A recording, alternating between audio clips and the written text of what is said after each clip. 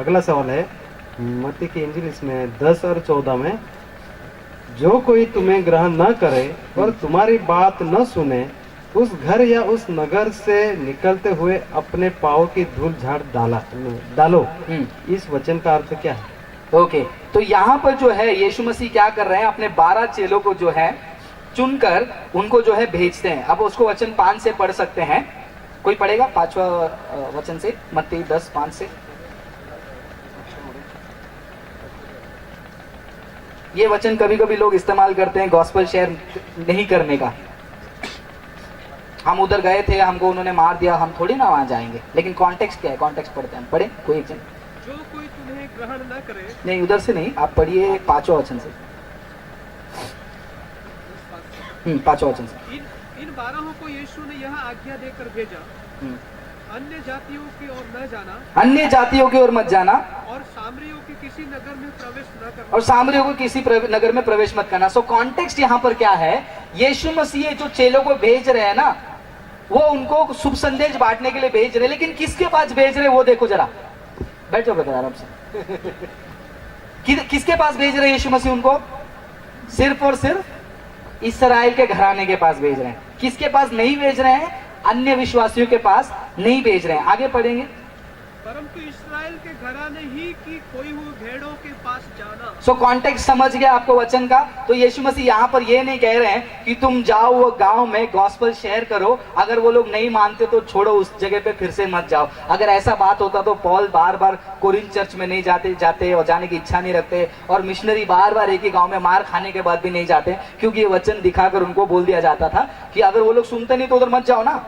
आज बहुत सारे चर्च में यही होता है, अरे उधर जाते हो प्रार्थना करने के लिए, वो लोग आपका आदर नहीं करते तो अपना धूल झटको और निकल जाओ। मैं भी ऐसा एक पागल था एक समय में, मैंने सेवा तो शुरू की, हाँ बिल्कुल मैं भी पागल था। एक समय में मैंने सेवा शुरू की थी। शुरुआत के समय में मुझे उतना स्ट्रांग शिक्षा नहीं मिला था, तो खाली बाइबल पकड़ा दिया और घर भेज दिया घर विजिट करने। तो मैं एक जगह पे घर विजिट करने गया, एक दिन गया, वो सिस्टर बोली कि वो ब्रदर हमारे पति है ना अभी सो रहे हैं दारू पी के, आप कल आइए, अगले हफ्ते आइए।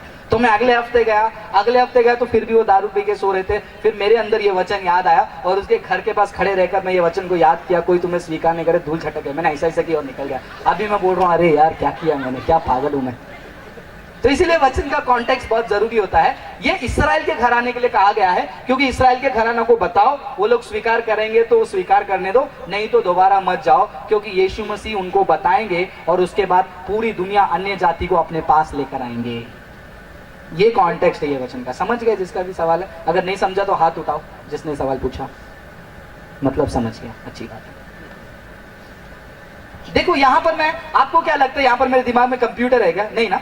आपके सामने मैं क्या कर रहा हूं, उस वचन का अर्थ समझने के लिए ऊपर का वचन नीचे का वचन पढ़ रहा हूं, खत्म हो गया।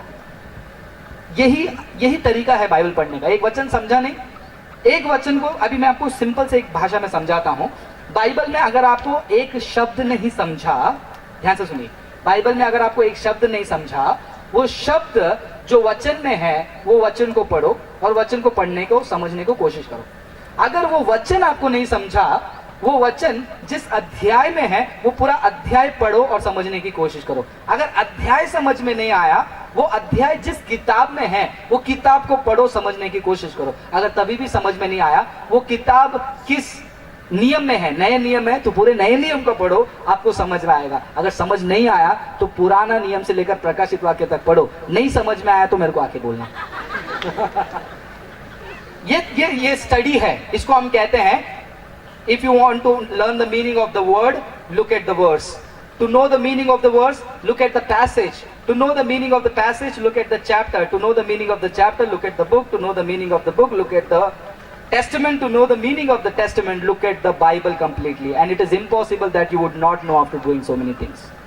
लेकिन क्या करें, हमको नहीं पढ़ना है इतना, समय नहीं।